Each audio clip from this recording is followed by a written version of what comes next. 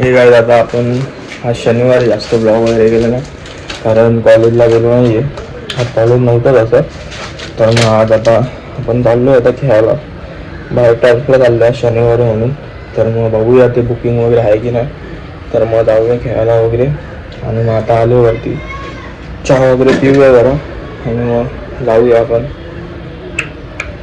खेळायला. हे काय आता बघू शकता आपण रेडी वगैरे झालो आहे. आता चाललो आहे टर्फला खेळायला. तर मग आपले शूज वगैरे ठेवले तिथेच.